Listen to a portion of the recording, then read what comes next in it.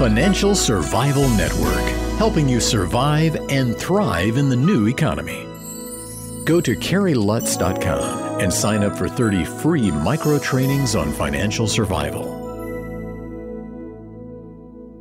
The show is brought to you by Miles Franklin. When it comes to protecting your wealth, you know there's nothing better than gold and silver. And when I want gold and silver, I go to Miles Franklin because they've been around 22 years, and when you buy, they ship. For more information, go to milesfranklin.com or call them at 800-822-8080 and get a free quote.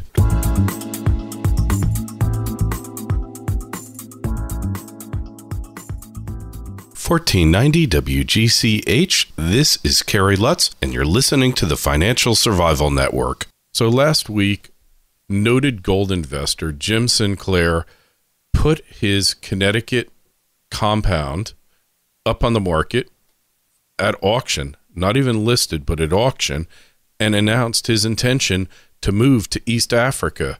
So the question is it time to expatriate? If you want to do it, can you do it? And how do you not get into trouble? Hopefully, Ranting Andy Hoffman, here with us for our Monday Rant session, will have some answers. Andy, good to have you back on again. How are you?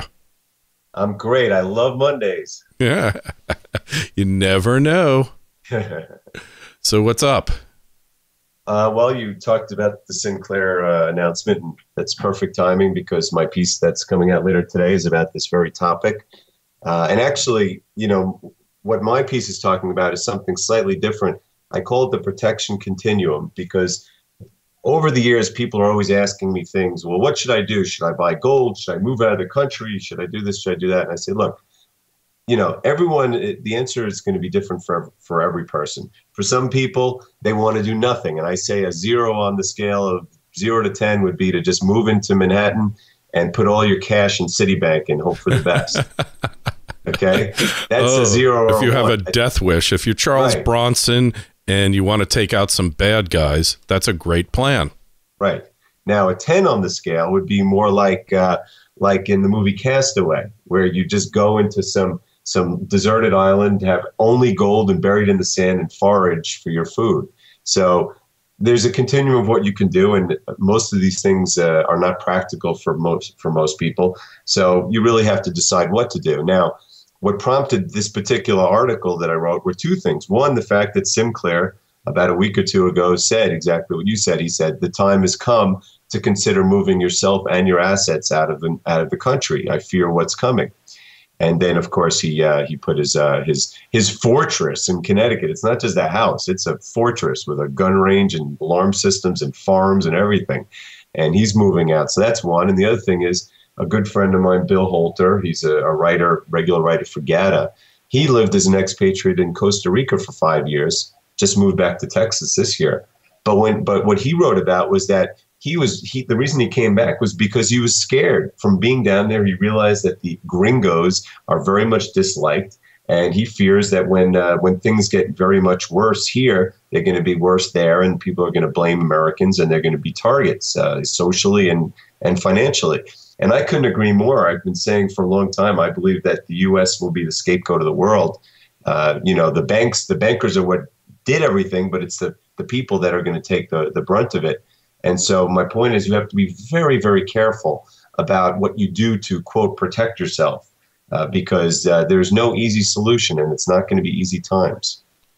Yeah, well, if I could go to the desert island with the one that Tom Hanks crashed with, that might be a viable alternative, but I don't think that's going to happen so quick.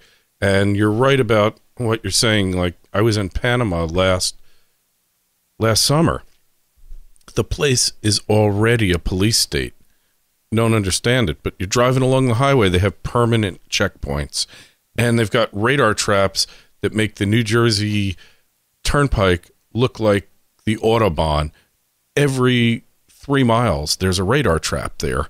And the police, the national police, they might not have much of an army, but the national police are shaking people down, especially Americans. I got shaken down for $40. And you have to realize that where you wind up, you have to think about the impact of this global economic calamity, because all paper currencies are going to get hit by it. There's not a question in my mind. The fiat currency meme scheme, whatever it is, Ponzi scheme, is coming to an end. So are you better off in your community or in Texas than you are in Costa Rica or whatever? Certainly you want to be away from major urban areas if it really hits the fan. But it really is a good question of where do you go? And I guess Sinclair probably owns half of Tanzania. So he probably owns half the country, and he's probably got 50,000 acre ranch there that is got barbed wire and cameras and, looks like Area 51 type security. So he's okay, right? Yeah, well, in Tanzania, he's pretty much a god. I think his daughter is married to the president's son or something like that. And he's a major investor in the country, and he's revered. So in his case, that's a special situation. He might even be going as much to be with his daughter as simply to expatriate. But some of the other places we're talking about. I mean, Panama. Most people think Panama is a safe haven. But from the way you described it, it sounds like when I worked for a mining company that had a project in Cameroon. That's exactly what it was. Everywhere you go, there were police stops that were shaking people down. Heck, I was shaken down in the Mexican airport in Veracruz on a mining tour just 6 months ago or 8 months ago. And again, these places, people don't speak English. There's a learning curve, not just of the language, but of the culture, which will take years and years. It's a very difficult thing to move to a different country, even an English-speaking one. So my point is very few people that are actually going to be able to move to another country. And for those that don't, they better think long and hard about what they can do living here in America, or if you're British in Britain, or if you're Greek, about how to protect yourself, because things are going to be extremely, extremely difficult when hyperinflation starts to set in. And you know what? Given that so many people are so poor because of this, destruction of the middle class and the lower classes, you don't even need hyperinflation for this kind of social unrest to break out. Oh yeah, and you see signs of it. They're subtle, but you definitely see it, especially in Chicago. And there's no question that we're going to have civil unrest. That's why they're building all these detention camps. I've debated this thing for months, and I've come to the conclusion, because I have a friend who, Blot, if you're listening, he was in the Marines, and he's got a buddy who manages the armed forces presence at one of the airports in the country, a major airport. And you might not know it, but every airport in the country has a SWAT team attached to it, because if anything hits the fan, they're ready to go. And I said, ask him if these detention camps exist. He came back and he said they definitely exist. They are out there and they're ready to be stocked. So when the civil unrest widespread really hits, that's where they're going to ship the troublemakers off to. I really hesitated to discuss this because people think you're a conspiracy nut, that you're just an alarmist, and they don't want to know about it. But on the other hand, now that I'm convinced that it's true, people should know about it. But being near a major city is going to be a real problem, and you need the financial survival plan, you need the personal survival plan, and the family survival plan to get through this. And you need to start thinking about it, because it's going to hit. There's no question in my mind. How much longer, Andy, can they keep this going? How much longer can they fool you and try to make you think that everything's okay? I don't really think they're fooling anybody except for themselves. I mean, the average person is feeling it. Like, they can say that that we're creating 200,000 jobs a month, but the fact is we're not. And the people who don't have those jobs and are getting foreclosed on and are deep in debt and are paying $4 a gallon for gasoline, they know that's what they're being told is not true. So how long can they keep it going?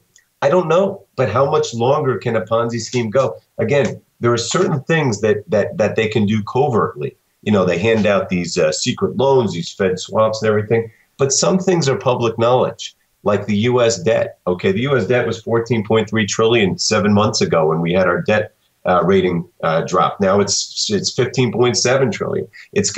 We're going to pass the debt ceiling in September now. It's 16.4. So we're at the point where even the public numbers, the things that they have to show, are rising, not just geometrically or whatever you call it, but now it's becoming exponential.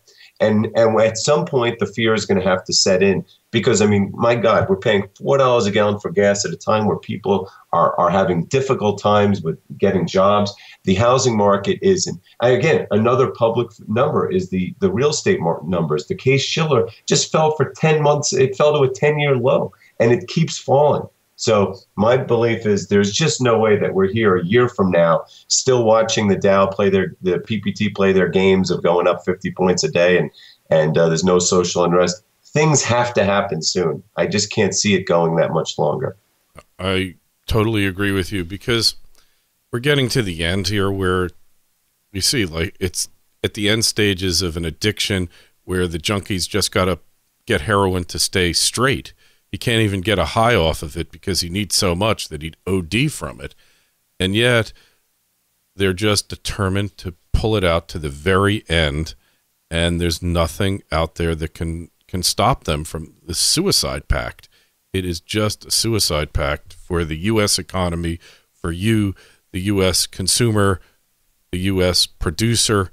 It's going to hit the whole world. I don't see how it's just isolated to North America or the U.S. When the dollar goes, it takes everything with it. That's right. I mean, this is a global currency. There's no such thing in my mind as the euro or the yen. You know, when people say, well, is the dollar going to go down? They're all fiat backed, and they're all based on the U.S. dollar as reserve currency. If the dollar starts going down in value, and I mean against stuff, like gold and food and oil, not against other currencies, they all will go down. And that's the problem, because ultimately, this is the only time in history where the entire world was unbacked. Every currency is unbacked. There's 200 currencies, and every single one of them has nothing behind it. And that's why they have to so desperately support the stock market, the bond market, the dollar, anything that keep gold down, anything that will keep the confidence going a little longer so that they can plan their end game. Because trust me, the people in charge know that this is happening, and I can guarantee you that they will be living somewhere like we were talking about, a nice bunker with lots of food and gold and guns when the game ends. Yeah, well, so I guess then if you're not sure what you're doing, if you feel that the great unraveling is taking place, you don't have many choices, do you? No, you really don't. But the thing is, there are so many simple things that can be done to mitigate what's going on. Just owning some silver coins for one, owning a stockpile of food, a backup generator. There's all kinds of things you do. Have just life necessities, a game plan. Just think to yourself, people. Think, what if the inflation starts getting out of hand? What if the price of gas, what if we bomb Iran this summer and the price of gasoline is $10 a gallon and the jobs around me, all the companies start laying off people? What could I do right now that would make a situation like that better? And I think you realize that there are some things you certainly can do and do very effectively. Yeah, and if you think your money in the bank is going to be safe, well, there's already limits in place how much cash you can take out in a day. Get some cash out of there, put it aside, don't spend it. Because for a while, cash, physical cash, might very well be all you have. I think at some point, you're probably going to see a so-called bank holiday. You are going to be restricted how much money you can take out of the bank. It's not going to be like the 30s where they just shut them down. The banks will be on life support with limited withdrawals. We already saw the analog for this in Argentina when they had their currency collapse a while ago. This is what's going to happen in the U.S. and the confiscation of private retirement plans. I think that's going to be another thing. That's going to be a signal that the end game is really getting close. Yeah, well, Citibank had limits on withdrawals back in late 2008. I mean, they literally wouldn't let you take your money out. So it's happened here very recently, and it will happen again. And as for your comment about not just IRAs, but all government-sponsored retirement plans. I've been writing about this forever. There is not a doubt in my mind that in some way, shape, or form, if you are holding a pension, an IRA, a Roth, you name it, some way, shape, or form, they're going to take it from you, whether by higher taxes, by less liquidity, by forcing it into treasury bonds, by outright confiscation. Something is going to happen. And again, in early 2009, all those things were discussed in Congress, and I assure you, when there's the next crisis, all those things will come right front and center in a heartbeat. Not a question about it. So if you can have enough in your IRAs, set up a self-directed IRA and expatriate money, put it into gold and silver. It can be done with a self-directed IRA. And I just have a quick little funny story. You know, we bought some silver here for Miles Franklin. My assistant, Catherine, brought her silver home, and she was showing it to her mother, and told her mother, you know, I paid whatever it was, $30-something an ounce for silver eagles. And her mother's looking at it and says, but why would you pay $37 for a $1 coin? This is like, these are the people, they need to be educated on, no, it's worth 37 now. This is how much the dollar has been debased, that one silver dollar from 40, 50 years ago is now worth $37, you know. Yeah, well, there's no nation on earth that's had more incentive to propagandize, to brainwash the people that gold and silver are barbarous relics than the United States, because we have the world's reserve currency. We have the most to lose, and we are going to lose it all. There is no way, shape, or form that this system will be a soft landing. You know, it's going to go down hard, and when it does, you know, some people are going to lose everything, and it's going to be a very scary time. I'm not looking forward to it, believe me, because it's not like we're looking forward to gold going up. What we're looking ahead at is the dollar collapsing. And frankly, it really doesn't matter what the price of gold is. What matters is how many of the paper dollars that you've saved your whole life for you're going to be able to buy things with. Yeah, and people look at these BRICS, the BRIC countries, Brazil, Russia, China, and India and South Africa, as asserting their power. I don't look at it like that. I look at it that they are in a full-scale panic, and they don't know what to do. And they're trying to de-dollarize, but they're way too late in the game.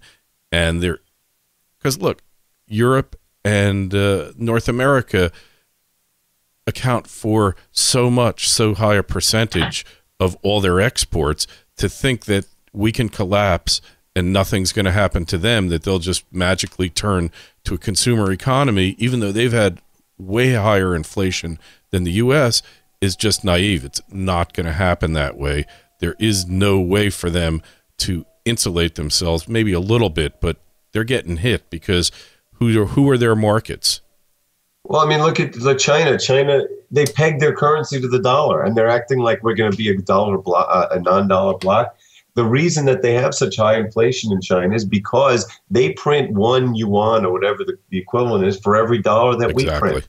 And China has massively misspent their money. You know, people think they're capitalists, but they're as communist as they've ever been. The only thing is they've been smart enough to promote industry at the same time that they're centrally planning. And look, when all is said and done, China's the one that's going to have all the gold.